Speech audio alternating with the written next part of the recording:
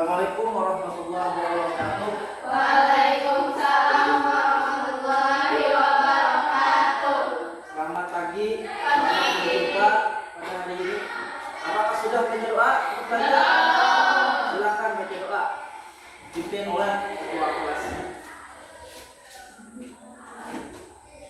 Mari kita bersama-sama membaca doa. Bismillahirrahmanirrahim. Rabbi shrahli sadri wa yassir li amri wahlul 'uqdatam min lisani yafqahu qawli bi rahmatika ya arhamar rahimin. Allahumma amin. Selamat pagi.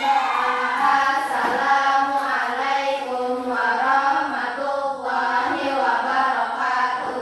Waalaikumsalam warahmatullahi wabarakatuh. Selamat pagi. Kembali kita akan membahas pelajaran sejarah kebudayaan Islam. Tapi sebelum itu Bapak ingin mengetahui apakah hari ini ada yang absen atau tidak hadir? Hadir semua lah. Itu lengkap hari ini. Alhamdulillah. Siapa kabar sebatan baik semua lah? Alhamdulillah baik. Nah, jadi di hari yang ceria ini kita akan membahas sambungan pelajaran kita, yaitu membahas tentang Daulah Mamluk. Ini adalah bab terakhir di kelas 8 untuk Sanawiyah. Di sini kita membahas tentang keadaan Mamluk, yaitu pelanjut daripada daulah kekuasaan dinasti Ayyubiyah. Dinasti Ayyubiyah. Nah, sehingga dinasti Ayyubiyah yang dulu sebelumnya siapa pendirinya? Sultan Salahuddin Al-Ayyubi. Nah, ini tuh kasih kedua kok. Sultan Salahuddin Al-Ayyubi, yang mana daulah ini berdiri di negara Mesir. Setelah daulah Ayyubiyah runtuh, maka dilanjutkan oleh kekuasaan Daulah Mamluk namanya. Daulah Mamluk ini sesuai dengan namanya, yaitu merupakan daulah para budak. Jadi Mamluk itu diisi oleh para budak-budak, tetapi budak-budak di sini bukan sembarang budak. Atau budak? Nah, budak itu kalau sekarang ini disebut dengan pembantu, tapi zaman dulu disebut dengan budak. Budak ini sudah sebelumnya dididik oleh pendidikan militer, sehingga mempunyai keperkasaan, kekuatan yang luar biasa. Budak yang berasal dari beragam kelompok suku non-daulah membentuk sebuah pemerintahan, menjadikan daulah Ayyubiyah yang telah berkuasa selama 79 tahun. 79 tahun daulah Ayyubiyah berkuasa. Gampangan. Hingga itu daulah Mamluk ini mampu bertahan dari serangan pasukan Mongol dipimpin oleh Hulagukan dan Timur-Leng. Dalam buku sejarah saya kelas 8 ini diceritakan bahwa seandainya daulah Mamluk ini kalah daripada serangan daripada bangsa Mongol, maka Islam di Mesir kemungkinan akan lenyap. Tapi dengan izin Allah, maka Islam dipertahankan dengan adanya daulah Mamluk yang berhasil mengalahkan serangan daripada pasukan Mongol yang dipimpin oleh Hulagukan dan Timur-Leng. Pernah Bapak membaca di dalam sejarah Hulagukan, yaitu raja daripada bangsa Mongol. Hulagukan itu ya mempunyai istri banyak,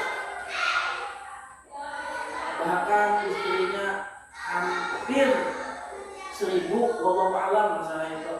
Bayangkan ada seperempat dunia, kemungkinan yang hanya di anu itu bisa ada darah mulai darah tulang bukan.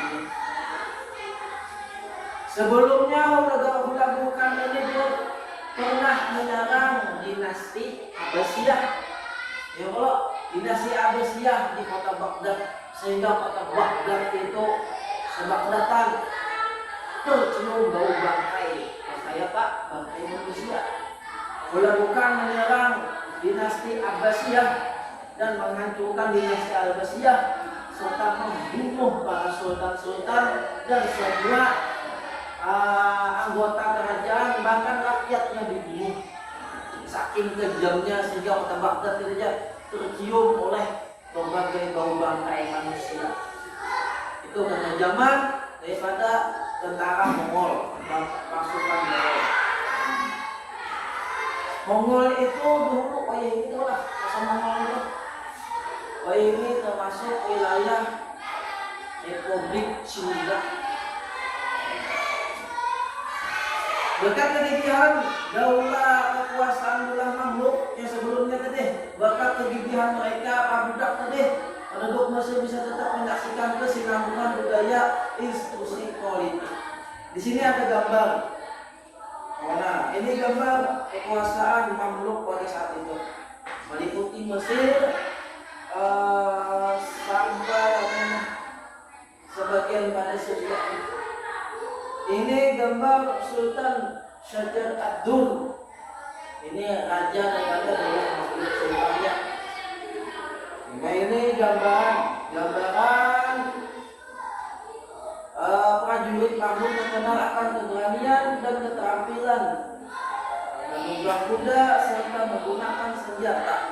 Nah, hebatnya bahari itu ada Jepang, perang itu menggunakan mobil, balon ini ada mobil, menggunakan itu mau perang menggunakan kuda ataupun gajah. Oke, pernah ya lo tahu ya lo sama kuda atau gajah?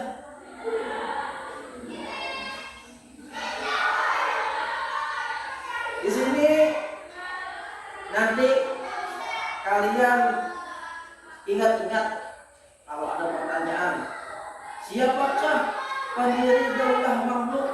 Pertanyaan nanti, apakah peran penting yang dilakukan dari sejarah berdirinya Daulah Mamluk?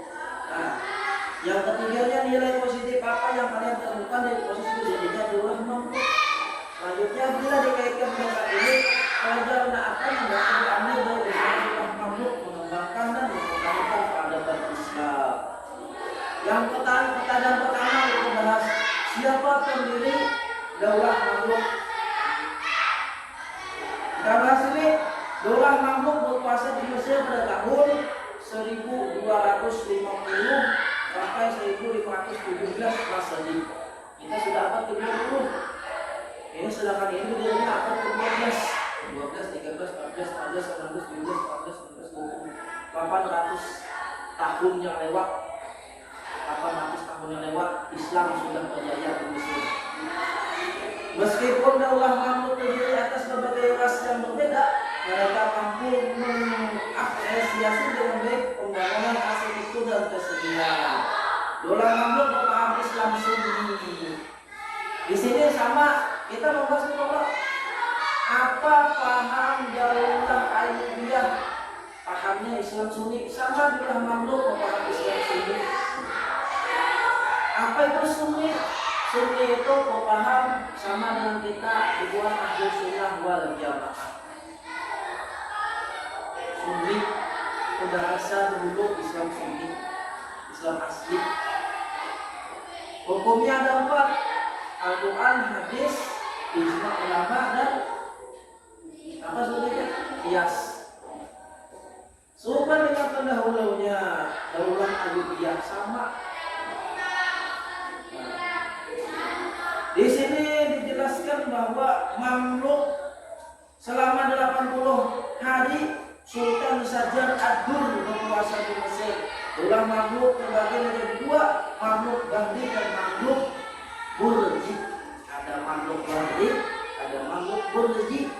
Jadi dikuasai oleh Sultan Syahjar ad-Dur. Apa itu Mamluk Bahri? Mamluk Bahri itu adalah penguasa Mamluk pertama daripada Sultan Izzuddin Aibak yang berkuasa selama 1250 tahun sampai 1257 Masehi. Awalnya ialah panglima utama Daulah Mamluk. Hingga itu dilanjutkan kembali oleh Mamluk Burji. Mamluk Burji itu atau bahasanya Burj. Pertama adalah Sultan Alagun pendirinya. Mamluk Burji tidak mengenal konsep kekuasaan yang luaskan dan tidak menerapkan kebijakan nepotisme atau kekuasaan jadi milik siapa yang mampu meraihnya. Jadi kalau dilihat di sini Mamluk Burji ini tidak memiliki sistem pemerintahan seperti pemerintahan Muawiyah. Seperti kapan ya? Pemerintahan Daulah Umayyah ya Pak. Daulah Umayyah yaitu sistem monarki yang turun menurun. Kalau Mamluk Burji ini sistem siapa yang paling kuat sampai yang bisa berkuasa itulah menjadi sultan. Sisilah di sini ada sinilah keseluruhan penguasa orang Mamluk ada 47 orang. 24 berasal dari Mamluk Bahri, tidak termasuk Syahjar ad-Dur, dan 27 daripada Mamluk Burji. Rata-rata pemerintah seluruh penguasa Mamluk tidak lebih dari 6 tahun. Tidak lebih dari 6 tahun. Kayak presiden kita itu 5 tahun ganti, tapi kalau ini 6 tahun ganti. Ini silsilahnya. Silsilahnya. Orang sejarah tuh harus tahu membaca silsilah, karena silsilah inilah awak apa nih? Untuk ini keturunan anu, sama kayak kita ini. Saya anak siapa, abah siapa, kakek siapa, datuk siapa, datuk apa, anggah siapa, sanggah, waring, sampai ke moyang siapa. Sampai di sini dulu ada pertanyaan.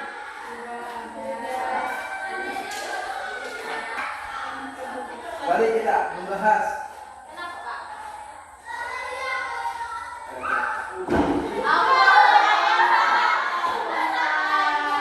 Ya, kita kembali.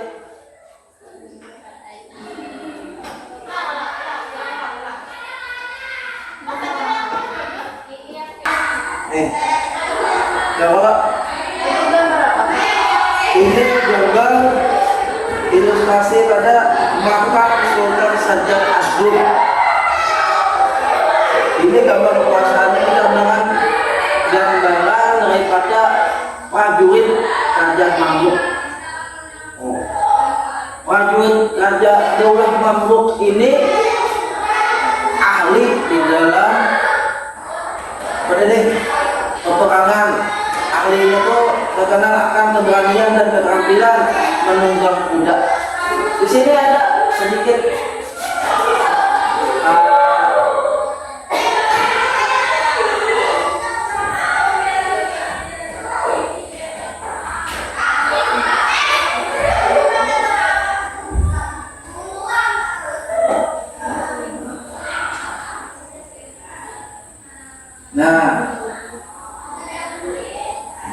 lihat di sini.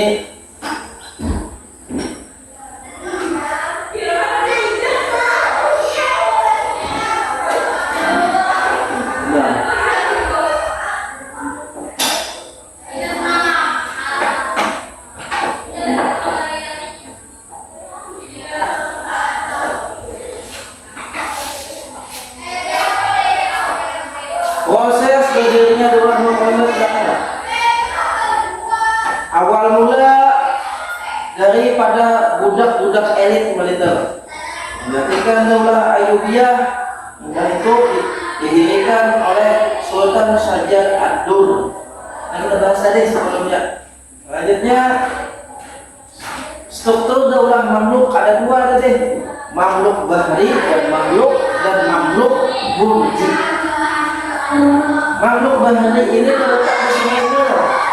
dan makhluk Burj ini di menara atau Burj, ada misalnya menara Burj. Selanjutnya tokoh penting Sultan Baibon. Siapa itu? Kemenangan di Ain Jalut versus Mongol. Sidin ini yang mengalahkan pasukan Mongol. Berjuang gigih melawan tentara salib dan pembangunan pos merpati dan kanal. Dulu tuh merpati sangat penting. Apa fungsinya? Untuk mengirim surat. Selanjutnya kemajuan peradaban Lurah Mamluk. Ekonominya, perdagangannya lintas Mesir sampai Eropa. Ibaratnya ilmu pengetahuannya banyak ilmuwan ex Baghdad. Ilmuwan Baghdad itu dibawa ke Mesir. Untuk apa? Menambah pengetahuan. Seni arsitektur, masjid, sekolah, dan benteng. Ini pembangunan-pembangunannya. Apalagi selanjutnya gambaran ilustrasi. Nah,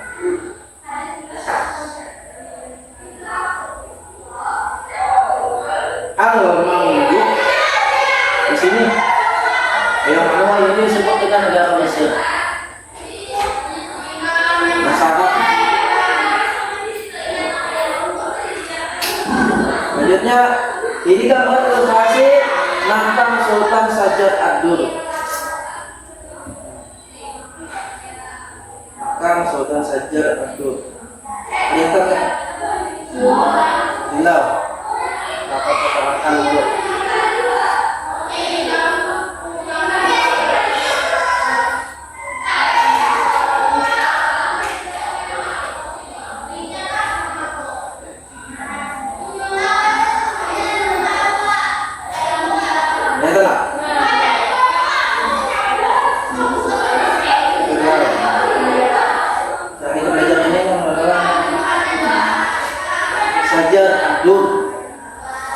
Ini makamnya mewah mana? Jadilah mulai zaman dahulu yang namanya makam apalagi para tokoh itu istimewa. Kenapa zaman wayah ini makam dihancur? Karena adanya paham dua. Jangan balik kita mau pakai paham Islam Sunni aja. Ini contoh mata uang bahari. Mata uang pada zaman Daulah Mamluk. Mata uang pada zaman Daulah Mamluk. Selanjutnya, gambar ilustrasi bahwa para Daulah Mamluk itu mempunyai kuda, ahli berkuda di dalam Quran. Dan orang Daulah Mamluk pada zaman itu sangat pandai dalam hebat di dalam strategi berperang.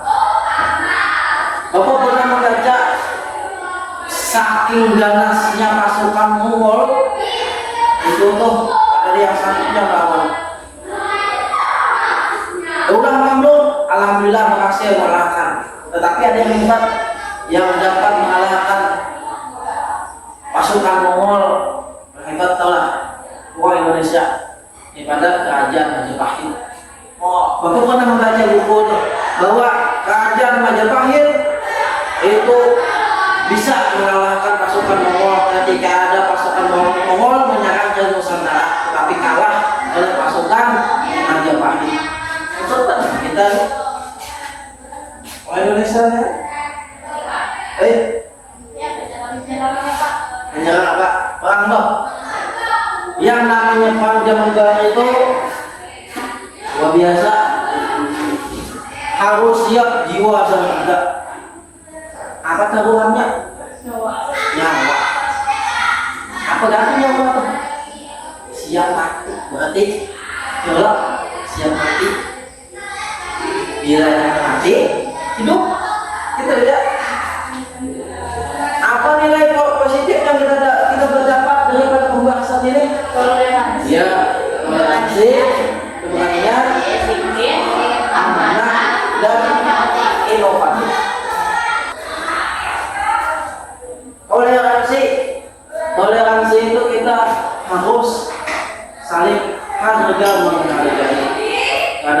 saling tidak menghinakan, itu kuncinya. Lima itu keberanian. Awal berani, kawan semua berani, maka tiga harus berani. Tidak boleh lari daripada medan perang, atau disebut sekarang ini pengkhianat. Tidak boleh disebut itu pengkhianat. Lima itu disiplin di dalam patuh taat dalam aturan. Bahwa disiplin itu apalagi lah pada zaman perang itu, insyaallah selamat. Kalau kita contohkan pernah pada zaman Rasulullah mengalami kekalahan perang apa namanya? Medan Uhud. Ya, Medan Uhud. Ya kalah lah. Kenapa jadi kalah perang? Karena kada taat dengan perintah Nabi Muhammad, berarti kan disiplin Rasulullah sehingga mengalami kekalahan. Ini itu amanah. Amanah itu apa yang diperintahkan siap laksanakan. Siap laksanakan. Amanah maksudnya ada menghayati. Inovatif. Awak menyelesaikan suatu masalah di sana ada permasalahan ini kamu mengatasi. Itu tuh. Selanjutnya refleksi dan penutup. Apa semangat ulah makhluk yang dapat kamu teladan hari ini? Yang kedua, mari menjadi pelajar yang berani, inovatif dan amanah. Kalau kita terapkan di sekolah ini, ya guru kita maaf Pak, ada disuruh lah, mau biasa alat itu. Awal kan, minta tolong Bapak Ibu guru ambil akan kue. Siap, wah, kita tuh mau biasa alat itu.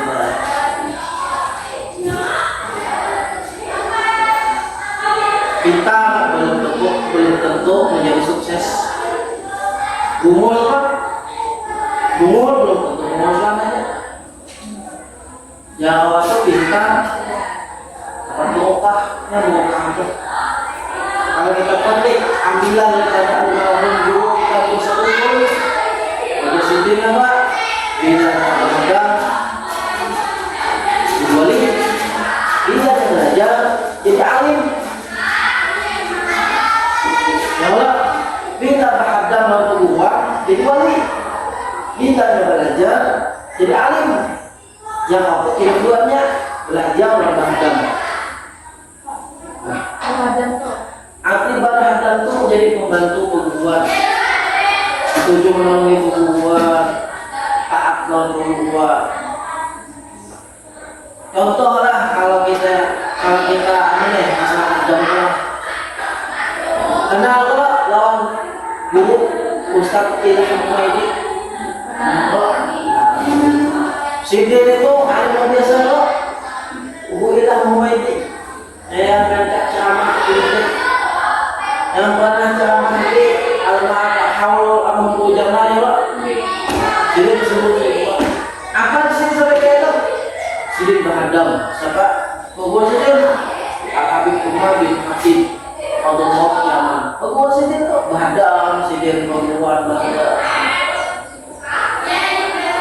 Bahkan Bapak pernah dengar kisah bahwa guru yang mengajarnya dengan Sidin itu tukang ulang kopi, minum kopi. Itu aja, Ilham, kopi ya. Ajar bahasanya Ilham, enggak buah. Itu aja.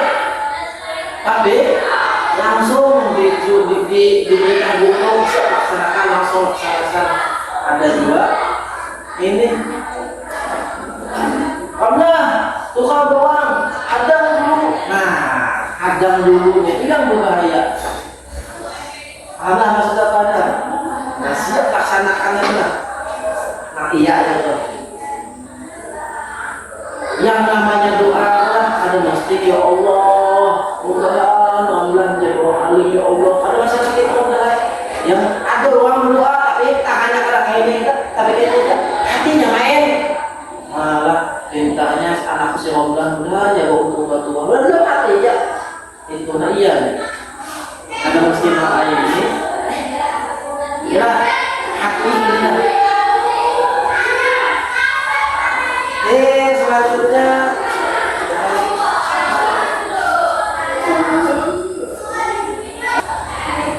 kita akan membahas sedikit lagi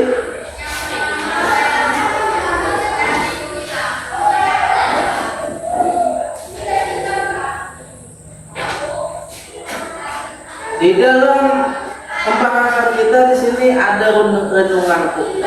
Apa isinya? Tentang Al-Quran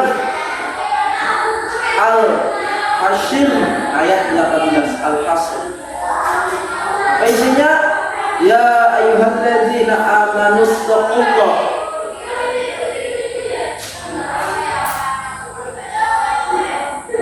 walanzur nafsum ma qadamtu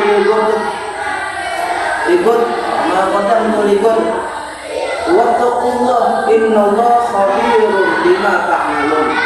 Yang insyaallah artinya kayak ini. Hai orang-orang yang beriman, bertakwalah kepada Allah dan hendaklah kalian setiap hari memperhatikan apa yang telah diperbuatnya untuk hari esok. Dan bertakwalah kepada Allah, sesungguhnya Allah Maha mengetahui apa yang kamu kerjakan. Ini renungan. Barang siapa yang menghendaki kehidupan dunia, maka wajib baginya memiliki ilmu, dan barang siapa yang menghendaki kehidupan akhirat, maka wajib baginya memiliki ilmu, dan barang siapa menghendaki keduanya, maka wajib baginya memiliki ilmu. Ilmu sangat penting. Nah, itu tuh salah satu yang membuat kehancuran suatu daulah atau dinasti adalah kurangnya ilmu. Bila kurang ilmu, kurang adab. Apabila kurang adab, maka rusaklah akhlaknya. Kemajuan daulah Mamluk ini tercapai berkat kepribadian dan wibawa sultan yang tinggi, menciptakan militer yang kuat, menjaga kestabilan. Akan tetapi ketika faktor-faktor tersebut menghilang, daulah Mamluk sedikit demi sedikit mengalami kemunduran. Nah, itu tuh faktornya tadi kepribadian yang hebat, wibawa sultan yang tinggi. Itu semuanya Bapak akhlak. Itu aja. Karena ada kata-kata lain adalah akhlak. Rasulullah diterima di kota Mekah karena apa? Akhlak. Rasulullah diterima di kota Madinah karena apa? Akhlak. Walaupun kita membahas sejarah, tapi jangan luput daripada pelajaran akhlak kita. Mudah-mudahan kita mau mengamalkan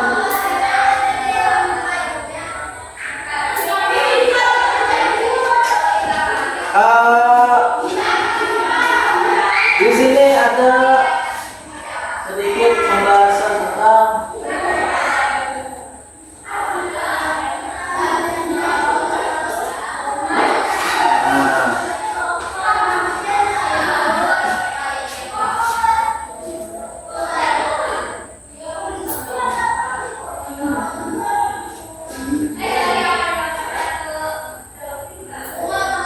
di sini ada lembar kerja pusaka didik, yaitu membahas tentang menyebutkan sejarah berdirinya daulah Mamluk sesuai yang dapat buat sudah apa yang tepat. Kisah akan tertulis dalam buku ialah sejarah berdirinya daulah Mamluk. Itu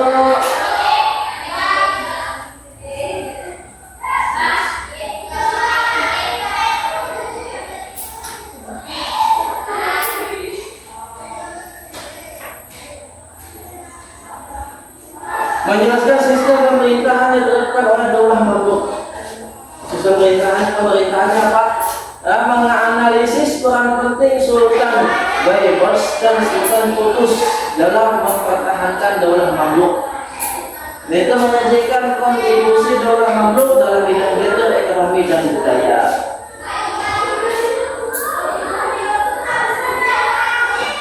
Jadi ketika